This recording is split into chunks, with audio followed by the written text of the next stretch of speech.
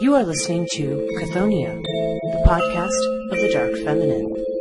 Chthonia's logo was designed by J.R. Malpair. Background music is Phantasm by Kevin MacLeod.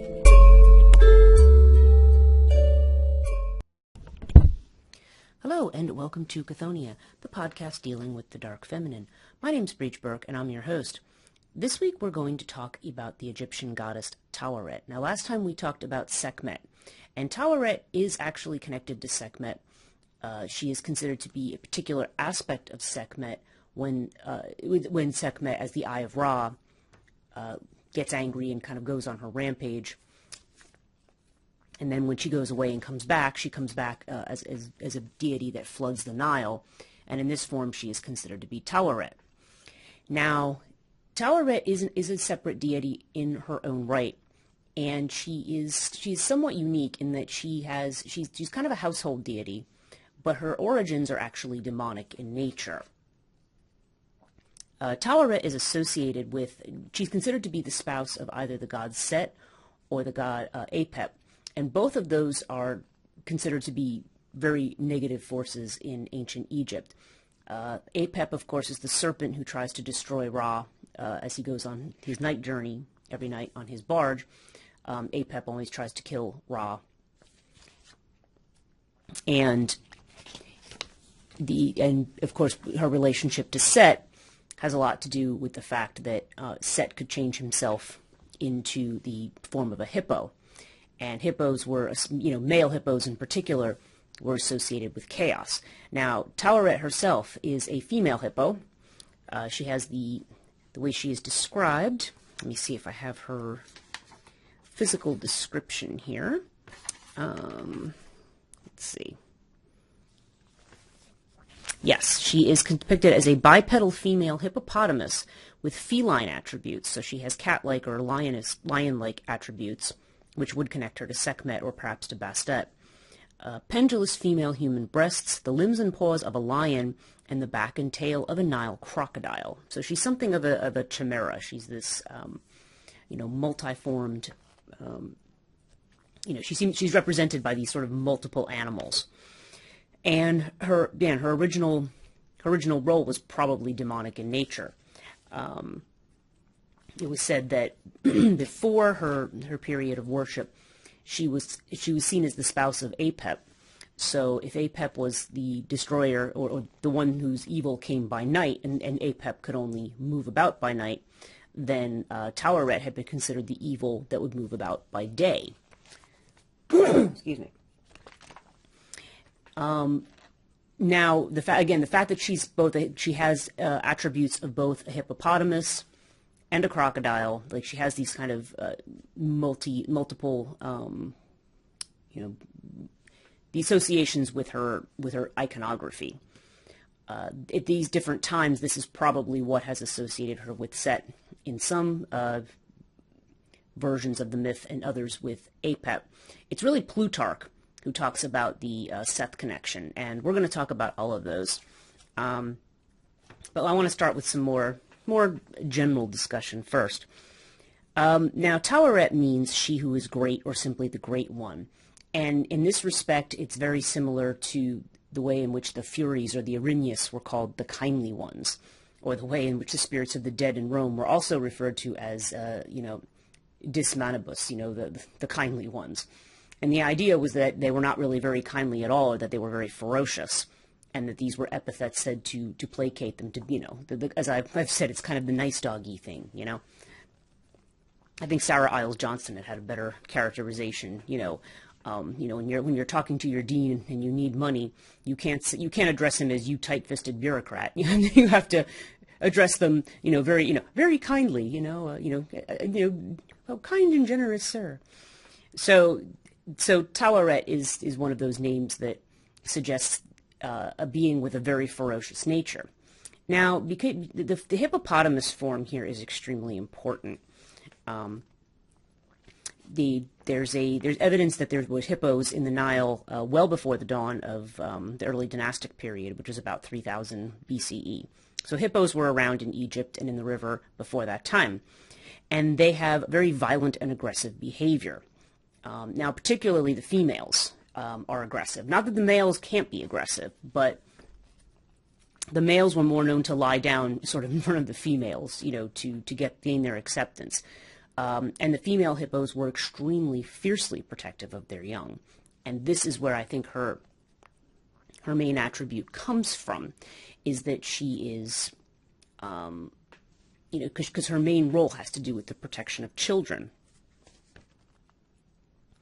There's household furniture, amulets, all kinds of protective things with the image of Taweret on them, because the idea was that having her image was enough to protect her children.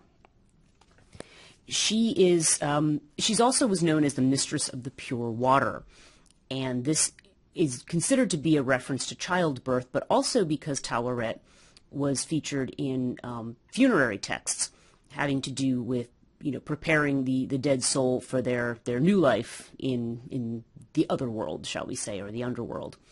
So she has a lot to do with the birth. She has to do a lot with birth and rebirth.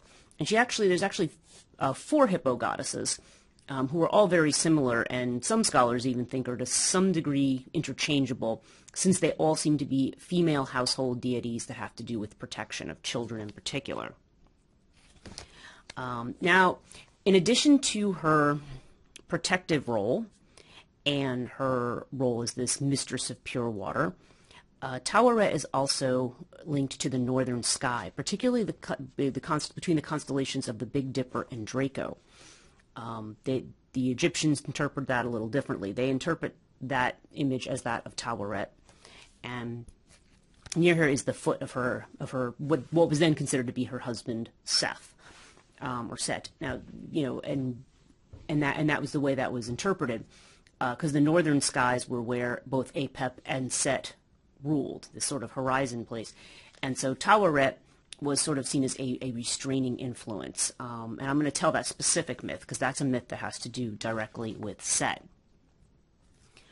Okay. Just trying to see where I would like to start. Yeah, some of her history I'm just going to talk about, continue to talk about. So, protective amulets with Taweret on them have been found as back as far as the pre-dynastic period, okay, so about 3000 to 2680 BCE. And the tradition of wearing them continued all the way through sort of Roman occupation of Egypt around up to about almost 400 CE. So it was around for a long time, and even during the Amarna period, which is when Akhenaten declared the worship of Aten, as the sun disk, as being the only god that could be worshipped, and getting rid of all the others, often hailed as an early monotheism. But of course, that didn't last long. You still saw that Taweret images were even in the temple of Aten. That's how powerful she was considered to be, and she was considered to be a protector, and eventually a protector of the sun god as well. Because in later years, there was a temple built to her and to the other hippo goddesses, right at the place where it was believed that the sun barge came out again to be reborn in the morning.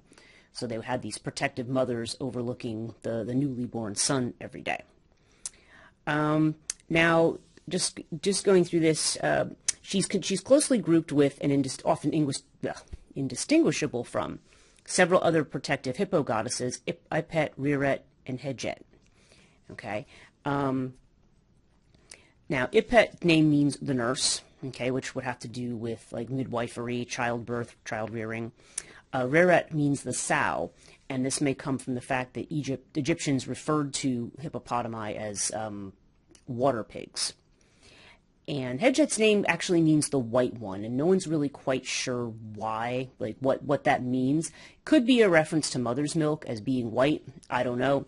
That's not any. There's no real scholarly evidence for that, but it's possible. And really, this cult takes off sort of in the Old Kingdom. Okay, so this is, it's specifically mentioned in the pyramid texts of these particular goddesses. And Ipet, in particularly, demonstrates her role. This is from spell 269 in the pyramid text. Announces the deceased king will suck on the goddess's white, dazzling, sweet milk when he ascends to the heavens. Okay, And the idea was that they were protectors of the pharaoh as well, or as nurses to the pharaohs. Now, the other association with Taweret, especially by the Middle Kingdom period, which is about 2055 to 1650 BCE, that's when you started to see more of this devotion to her. And there was a magical object. It was a kind of a wand or a knife that was made from hippopotamus ivory that was used as for the protection of infants. It was kind of part of these birthing rituals, is that they had this protective knife. But as they mentioned, also during this period, she became a funerary deity because there was a practice of placing a hippopotami decorated with the local flora in tombs and temples. And so, again, there's probably this sense that Taweret not only dealt with birth, but also with rebirth at the time of death. Now, in the New Kingdom period, 1550 to 1069, roughly, household deities like Taweret became even more important, and then the Amarna period falls in here about 1352 to 1336, and as I had mentioned, she's still recognized in that period of time. Now there's another hippo goddess who appears at this time called Ammit, and Taweret and Ammit are not the same. Ammit is a devourer of the unjust, who will not allow them to pass into the afterlife. She devours them first. So Ammit is actually very directly a destructive goddess. Taweret, in spite of her her sort of demonic origins, she ends up being more of a protective deity. And we can kind of reflect on that in the sense that these kind of dark, monstrous female figures, one of the attributes that they are said to have that is quote-unquote motherly is that they are ferociously protective of their own and of the young. And in this case would be of the Egyptian royalty, or perhaps at some point of the average Egyptian person. She had a lot to do with, seeing to both parts of the life spectrum, the birth and the death part. Okay. Now, Taweret has also, it's been noted that she was worshipped outside Egypt to a certain degree. Certain religions in the Levantine region of the sort of, what you kind of think of Asia Minor type of area. Crete, she actually became, there are images of her seen in Minoan Crete, again, where she's known as the Minoan genius. And again, this was primarily, she was seen in amulets, but her image was slightly altered because she fit more into the Minoan iconography, but nonetheless, it is definitely the same goddess. The Nubians also adopted Taweret, which is Nubia is doing directly to the south of Egypt, and and she ended up becoming a part of the pantheon there. She's also connected to the Phoenician goddess of pregnancy called Dea Gravida. So we see all of these associations. We see that she's a popular deity, but in spite of her very ferocious nature, unlike the Furies and like the others, she's not generally feared. It's more that she's more of a sort of like a protective mother that one runs to save them from harm. Like, it's like having, in a way, I think it was sort of like when you had the older brother or something, or usually I think in our culture it'd be the older brother who people were scared of, so they, so if you got bullied, your big brother would come and beat them up. I mean, she has that kind of a thing to her, only, far more serious, because her attributes suggest that she could be an extremely formidable opponent. Okay, so let's talk about her mythology a little bit. So the Eye of Ra, I had mentioned this one at the beginning. She's featured in some versions of this myth in which the Eye of Ra becomes angry with her father, who's Ra, who's the sun god Ra, and she retreats to Nubia in the form of a lioness. Okay, so that's, so in a way that's really Taweret and Sekhmet are actually the same there. And upon the Eye of Ra's eventual return to Egypt, she assumes the form of a hippopotamus, and consequently brings the flooding of the Nile. Now, again, flooding can be a destructive act, but it can also be a creative one. It can actually, the flooding of the Nile is considered a very much anticipated event, because if it doesn't happen, then that means Egypt is suffering drought, and then people starve. So the flooding is very important. So this may be where she gets her title, the Mistress of the Pure Water. It may also have to do with her role in cleansing bodies after, the dead person, to get them ready, for their next life. It can also have to do with the water that's involved in childbirth or the water that's in the womb at childbirth. There's all kinds of possibilities for where that comes from. But I think it's important to, and this is not the first time I've reflected on this in this podcast, is the role of water in mythology. Floods especially, or these kinds of waters, they regress everything. There's kind of a regressive tendency when the land floods. What's left when it recedes is usually, it takes the land, it removes things and takes it back. It's not like fire that when it burns, it's like it just kind of raises everything to the ground. Water kind of has a regressive function.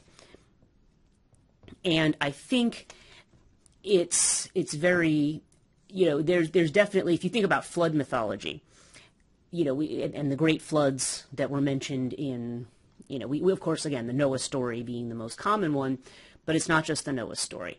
It's also the story of, the Utnapishtim and Atrahasis in the Babylonian Sumerian versions of that myth, or Deucalion and Pyrrha in the Greek version of that myth, where there's this great flood in each of these cases, and with this great flood comes, it's usually because there's some kind of, either there's some kind of a corruption. The Babylonian myth's a little different. It's more like trying to thin out an overpopulation.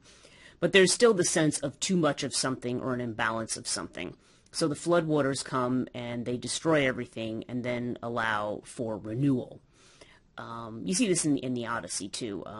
Odysseus, after all of his, journeys to these different islands, and then his men eat the cattle from the island of Helios, and, Zeus ends up destroying their boat, and he's floating around in the water with, holding one plank from his boat, and that's symbolic as well. Here's this man who was like this great seasoned warrior, who, great king, and he had everything, and now here he is, and then when he lands on Ithaca, not Ithaca, Ithaca's where he's from, the island of where Calypso is. And now I'm not thinking of the name of it off the top of my head, but so he's with her. He's stuck with her for about 7 years, and then when he finally was able to leave again, Poseidon becomes angry because he's ticked off Poseidon, and Poseidon again destroys his little raft, and then he washes up on the shores of the island of Sherry, where he meets looks like a 12-year-old princess who's out there doing laundry. Yes, I know we don't think of princesses as doing laundry, but that's what she's out there doing that. And then there's this sort of like half-naked man like washed up on the shore looking to this little child for help.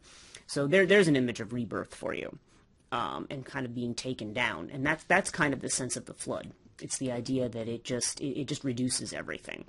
So to be the mistress of pure water, there's that aspect of it with the flood, but it's also the purification part would have to do with the idea of water as, getting rid of what's corrupt and sort of making things new again. That's why water is used in baptisms. It's the idea that you are, there's a rebirth that's going on. So she tends to be associated with that. Okay, now the constellation having to do with Taweret. It's, let's see. Yeah, this image of her in the skies, I mentioned, by sort of the Big Dipper and what we think of as Draco, the dragon now, those constellations in the north. I'm just going to read notes here. The image of this astral Taweret appears almost exclusively next to the Setian foreleg of a bull. So this has to do with the god Set. The latter image represents the Big Dipper and is associated with Egyptian god of chaos and storms, Set. The relationship between the two images is discussed in the Book of Day and Night, which is another of the Egyptian texts from the 20th dynasty, which is about 1186 to 1069 BCE. And what the text says, translated obviously, as to this foreleg of Seth, it is in the northern sky, tied down to 2 mooring posts by a flint by a chain of gold. It is entrusted to Isis as a hippopotamus guarding it.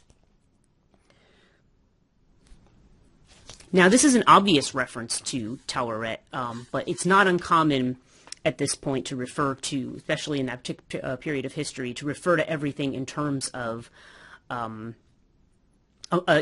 most prominent or most popular mother goddess. Probably in this case, you have Isis, you have Hathor, and there are occasions where Taweret is expressed as a form of one of those goddesses. So that's what happens here. And it's noted that at a certain point, Taweret's images eventually had the sun disk on top of her head. So that would, of course, equate her with both Isis and Hathor, both of who wear the sun disk on their headdress. Now, what is the myth that's associated with that? Well, let's see. I have made a note of it here. Yeah, it's... I'm able to actually print things out again, so I have notes in front of me. Okay, yeah, Plutarch. That's where I wanted to go back to. Plutarch describes Taweret as a concubine of Set. Okay, so she is the spouse, concubine, whatever, of the god of chaos, who had changed her ways, he said. She rather than side with evil, she decides to side with good, and and she became a follower of the god Horus, the divine child.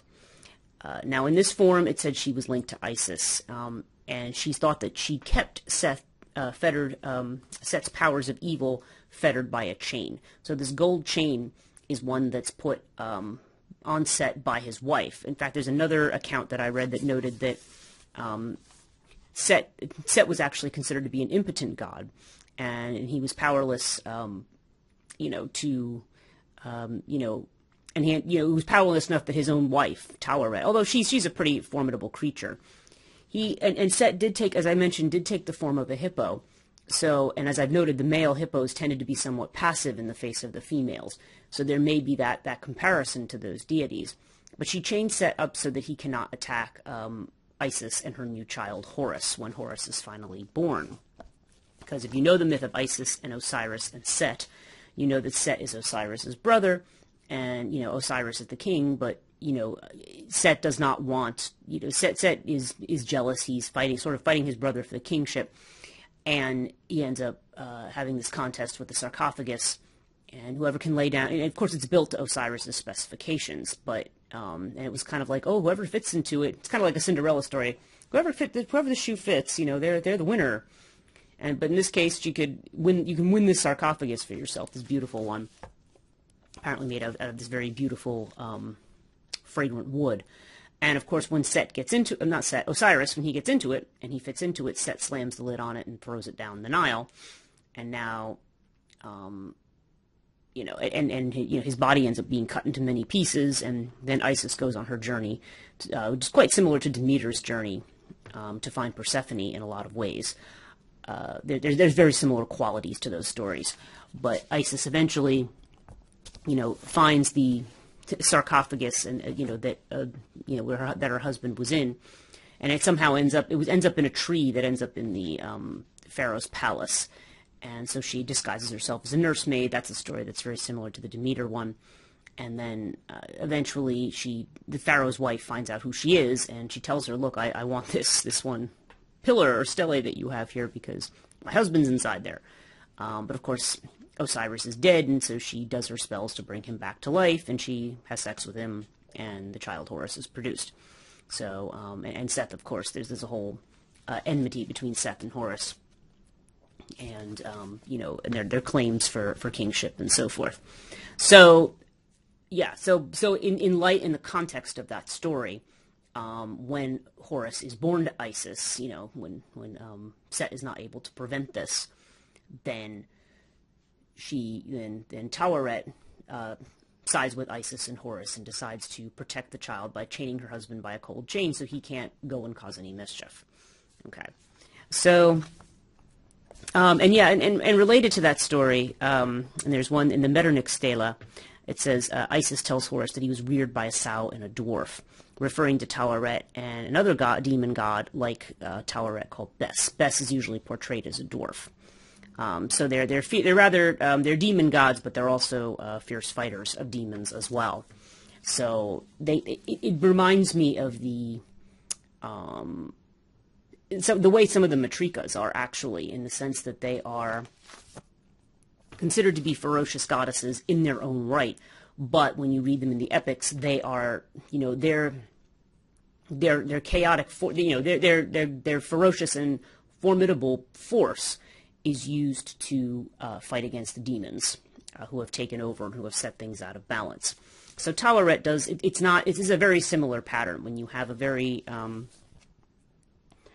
strong feminine figure, this strong feminine figure, or this powerful or scary, monstrous female goddess, that they become kind of an icon of protection. So rather than battling the goddess, you run to it and say, save me from what's scary. So, okay. Let me just see what else I want to look at here. There's not a whole lot that's said about her connection to Apep, other than that at a certain point she was considered to be the quote-unquote evil that went by day. But there's not really a lot that survives about the idea of Taweret as an evil goddess. She does remind me a little bit of Hecate, in the sense that she is a... she does have associations with magic. She does have associations with the underworld and magic spells, to safely reach the Western land. And like Hecate serves as a guide to the underworld, and also is a mistress of magic. So she has some very similar attributes to Taweret. And Hecate, also like Taweret, her image would be put in front of houses in Greece and in other locales, that influenced by Greek. By Greek religion, Hecate would be, the triple form of her would be placed there as a protection on the household and the family, just as Taweret's image was. Now, Taweret is not a triple goddess. She's part of a sort of, a quartet of hippo goddesses, but she's not, so she doesn't have that aspect. But there is that idea of this female deity with a connection to the underworld and the other world who is protecting. Okay, so let me see what else I have here on her.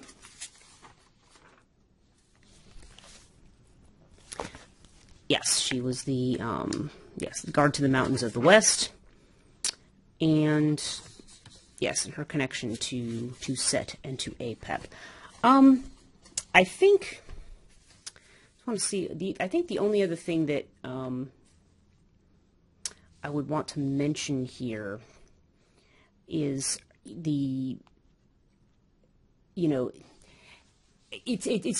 very interesting that this is a case. A lot of times we have cases where you have goddesses that perhaps, just to use the example of the Erinyes. The Erinyes were originally were portrayed as beautiful women, and then later were kind of portrayed as these haggish kind of monsters. And Taweret, I think, has always been fairly consistent in her imagery, but it's interesting how in her case she's gone from being what was considered to be an evil goddess because of her ferocity to being a protective goddess, to be a quote unquote good goddess, one that was whose energies, I suppose, were used for protective purposes rather than rather than seeing curses or spells saying, keep this being away from me. It was more a case of appealing and saying, oh, you're a great kindly one, please protect me and my family, just as the hippo, the real hippo protects female hippo protects their young. Use that same ferocity to protect my young so that they are not harmed. And so it's interesting because we also see something like that in India as well. You have these goddesses that have these very sort of dark and scary associations, but what ends up happening to them when in the Brahmin religion is that they become, these so-called demonic figures become demon fighters themselves. So they're actually, in that respect, considered to be auspicious. It's the same thing. These are the goddesses that you show respect to and that are protective. And it's very interesting how in the West, our conception of that feminine, whether it be a benign feminine or a scary one, And as we're seeing in a lot of the goddesses of the Near East, they're not they're a mixture. Even love goddesses or goddesses of very gentle things. There's very few that are really just 100% beneficent. Like in Hinduism, which of course is the Far East, but Mahalakshmi might be an example of an all good goddess. But generally speaking, they all kind of have a mixture of attributes, and some of them are darker than others. Even among the Olympian goddesses, Aphrodite, Athena, Artemis, they're all, and Hera, of course, they all are, in spite of their very respected and civilized roles, it's very clear that they also have sides that can be absolutely terrifying, and that the worshiper would want to do what they could to be spared from the wrath of these deities, because they all express their wrath in a different way. So it's interesting to see both in Egypt and in India, where this scary feminine energy is sort of channeled into the role of protection, or curse breaking, or things like that. Whereas in the West, all of the feminine is taken and is made into this, all feminine is demonized in its own way, as being, except for the form that is chaste, obedient, submissive, that's completely non-threatening. So now you have this idea of, the one who totally submits to the male god, and that form is acceptable in most cases, until you get to Protestantism, where we're not going to have any of the Virgin Mary or the saints or any of that kind of stuff, right? Where that religion becomes very ultimately masculinized. It's literally all about the text. It's all about the intellect. It's all about the theology and rationalizing of the religion. And all of the feminine element is just completely taken out. So it's, and it becomes sterile in that case. It's already kind of watered down when you get to a kind of religious system where the feminine is merely this, submissive, obedient. I mean, in the Catholic Church, it's not that the Virgin Mary doesn't have power. Obviously, she has a tremendous power of intercession and so forth. But the Virgin Mary is not a goddess herself. She's a mortal who has been, exalted through the role that she plays. And so she's like a great saint, is what she is. And, saints do become kind of like, in their own way, like minor deities. That's one of the criticisms that frequently come up of the Catholic Church. But the thing is, it's these forces, and we live in a culture where those forces are either, like I said, we're either demonized. They go on to become, they take the names of the prominent goddesses and make them demonic names. Or their associations start to come with this host of demons, or succubi, or these kinds of figures, like your Lilith demon figures, if you will, that are either seductive or they are evil in some other fashion. They could be child stealers. They could be bringers of death, or cursing people, destroying their prosperity, only seen in a very negative context. Again, unless they are the feminine portraying a certain kind of submissive or role, that tends to happen in the West. So I don't know. I think there's something to be learned there from the way that that Egypt and the Far East have dealt with that feminine energy. It's not been, it's not something to conquer. It's not something to be, put the boot on, and force it into submission. Even though we do see mythologies of that kind of, that thing, that the hero mythologies of, the hero battling with the dragon, hero battling with that. It also occurs to me, speaking in that context too, I don't want to forget to mention this, is that when we talk about hippos, we talk about, I can't help but think of Behemoth. We talk about Leviathan and Behemoth, which are these biblical monsters. Leviathan being like a great water monster, and Behemoth being a great land monster. And Behemoth was, of different forms attributed to Behemoth The main one is that of a hippo. So in the sort of Semitic religion, this hippopotamus image is violent, and it's considered to be, the idea is that Christ conquers both Leviathan and Behemoth and serves them at a feast, after the last days, that this is a, they're going to feast upon the bodies of these creatures. And so again, there's this idea of conquering this energy.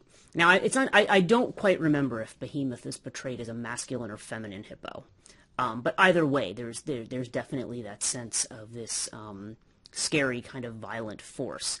And we have a way of approaching it in the West. I mean, there's the idea of the hero, quote unquote, doing battle or being swallowed by the monster, or, and having to disgorge themselves. There's a lot of symbolism that goes with that.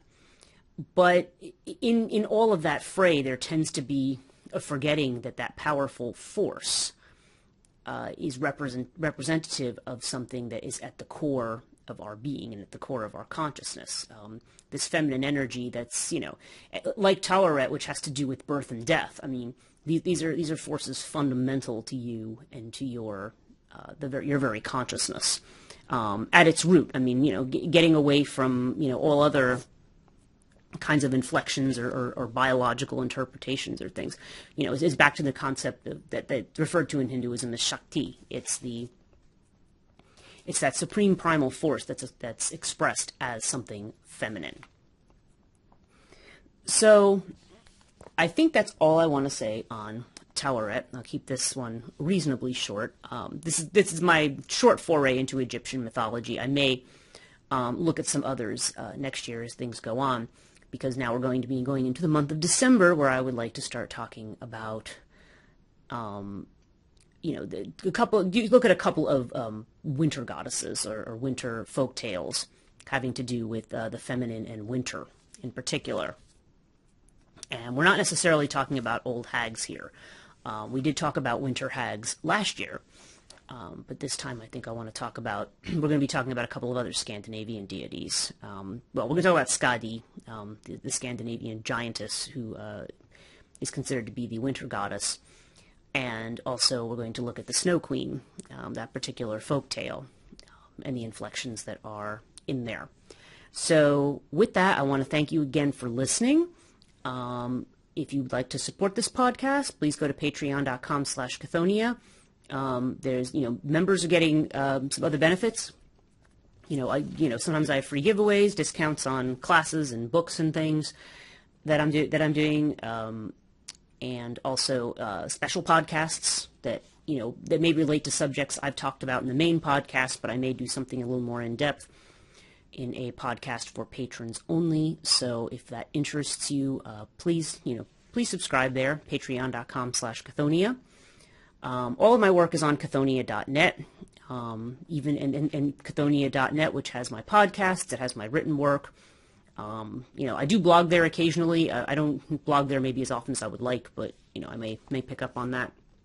And it's also a link to not only my books, but also my related services, which connect you out to another page called liminalreiki.com. That I've kind of kept separate, but it is connected to Chthonia, and that it has to do with the transitional work that I do with people, mainly using things like tarot and other oracles, and using Reiki therapy. But I use a combination of things. It's not limited to those two things. It can be either one of just those two things, but I also do something a lot more integrated depending on what the person needs. So you can check that out at liminalreiki.com if that interests you.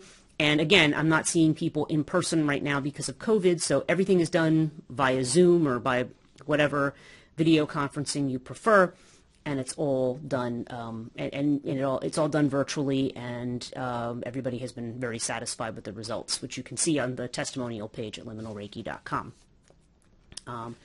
And if you want to follow me on social media, it's Facebook and is Chthonia Podcast, 2 words. Twitter and Instagram, Chthonia Podcast, 1 word. If you're watching this on YouTube, of course, it's Chthonia, just Chthonia, nothing else after it. And like I said, follow, subscribe. If you like it, leave a review. Anything you want to do, every little bit that people do actually helps a lot, and it helps to to get the word out to more people. So I want to thank those of you who have been patrons with me, new patrons and those who have been patrons for a long time and have stuck it out. I thank you very much. And for everybody else who's just listening and tuning in, I hope you enjoyed this. I hope you continue to tune in to new episodes, and I will talk to you in the next episode.